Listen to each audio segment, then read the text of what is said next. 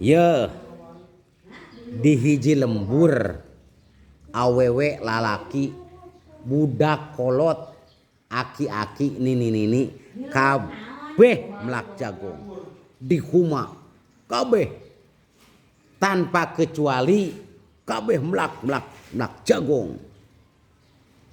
Pokoknya lamun ke rebun teh ari nit we ka huma ngarala melak jagung. Iwati si kabayan nu teu melak jagung teuing kunaon, teuing aya rahasiaan naon si kabayan. Ngan nyebutna lah gampang hayang jagung mah. Ngan kitu be batur melak jagung teh. Manehna mangan nyebutna lah gampang hayang jagung mah. Teuing kumaha carana. Nah, hiji mangsa sabaraha bulan kahareup ti harita manehna ngomong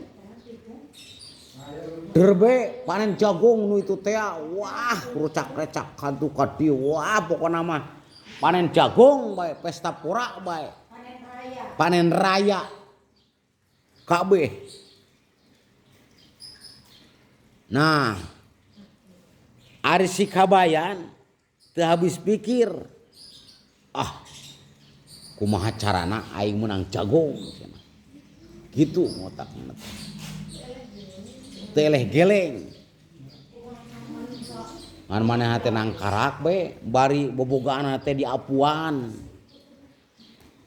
nangkarak di sisi jalan anu mana jalan eta sok diliwatan ku rana-rana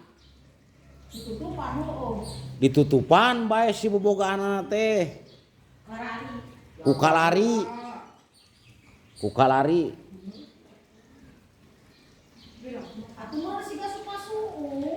ngan di deuleukeun bae eta si pelina teh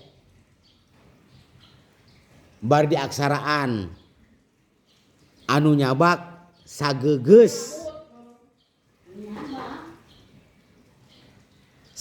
teh jagung 10 sare 10 siki dibeungkeut diraputkeun eta sageugeus.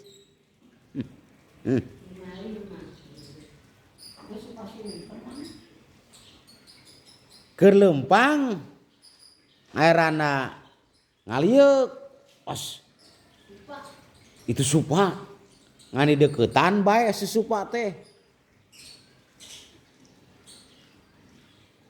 cek sirana eta teh ieu kanyat nyabak kanyat ngan sageugeus bae dicabak tuna sageugeus anu ngalut deui nyabak deui bae sageugeus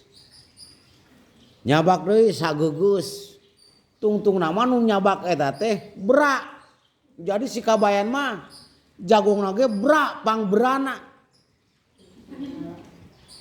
tah aya we awewe rana langa lenger keur mah teh liwat os supa cenah mana teh ngadeuketan we kana eta supa teh ngan ari cek awewe eta ieu kanyat didiukan kanyat asa dua geugeus bae cenah